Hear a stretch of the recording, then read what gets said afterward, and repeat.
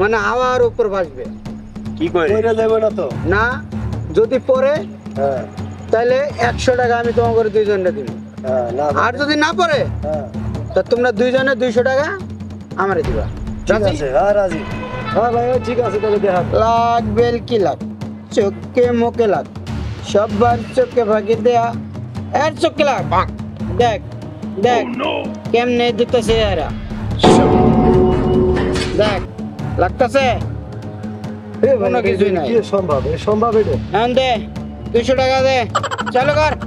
আরে পকেটে হাত দে, দেখ ম্যাজিক কিছুই নাই।